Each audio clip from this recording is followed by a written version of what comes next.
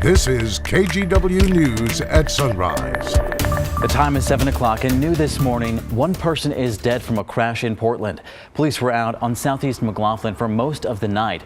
They say a pedestrian was hit and killed just south of the Ross Island Bridge.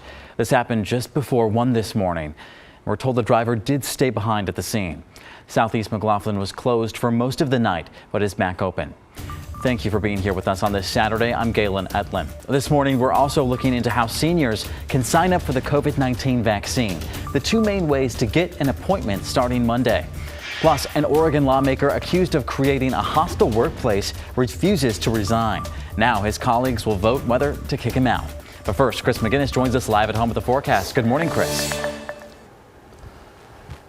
Good morning again, Galen. Let's take you up to the slopes of Mount Hood. This is a live look from Timberline. You can see the chairs there on Bruno's rocking in the breeze. If you're going up there, it's going to be let's call it a storm riding day. We've got some flakes in the air and the winds are really going to ratchet up, not only up in the mountain, but out in the gorge as well. We'll switch gears and take you live to our camera in the Dalles, atop Oregon's Veterans Home in the Dalles, where we can see daybreak, a lot of cloud cover, and eventually some wind in the forecast. There is a wind advisory in effect for the central and eastern Columbia River Gorge and Columbia Basin later on this morning. We could see some gusts topping 40 to 50 miles an hour out there later today, and that will likely be the case up in the Cascade ski resorts as well.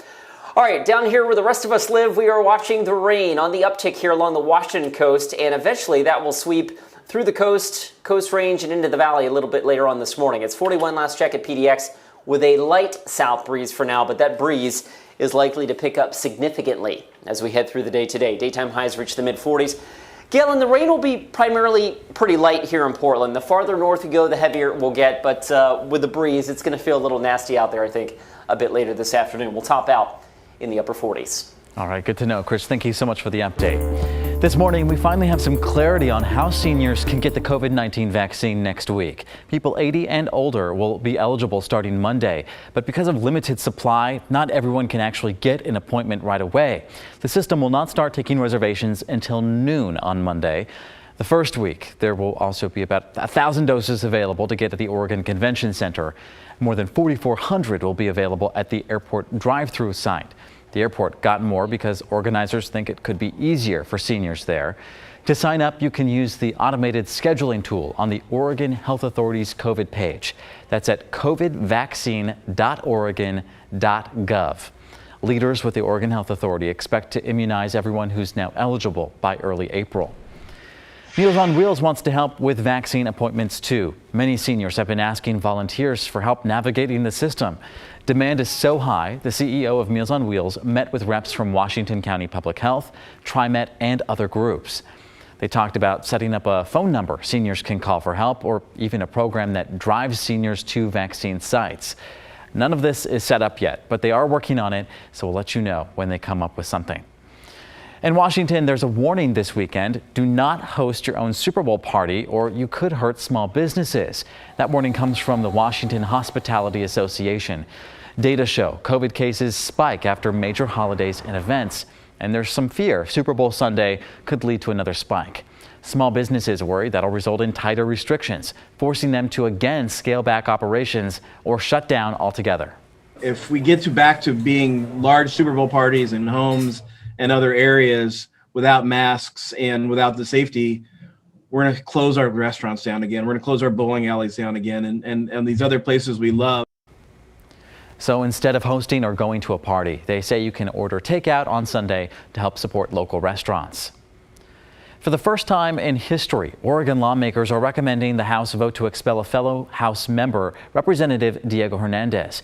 Hernandez is accused of sexually harassing 3 women and creating a hostile workplace at the state capitol. The House Committee on Conduct made that recommendation Friday after hearing a week of testimony from women.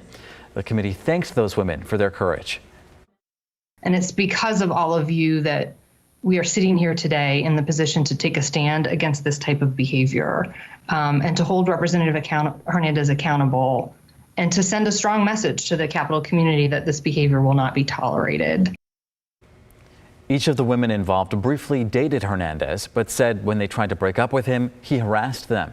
The governor and dozens of lawmakers have all called for Hernandez to resign.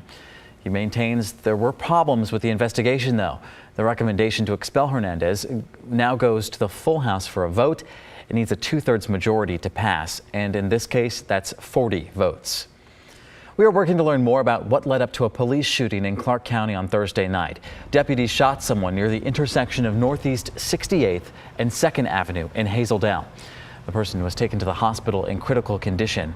We spoke with someone who lives nearby who says he heard one gunshot, then his fence creaked.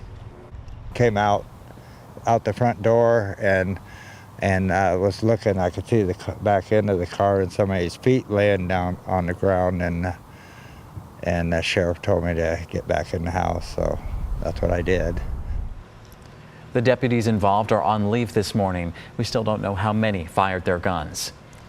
The organization known for big events like the Race for the Cure has suffered a big loss locally. So coming up next, why the Susan G. Komen Foundation has to shut down its offices for Oregon and Southwest Washington.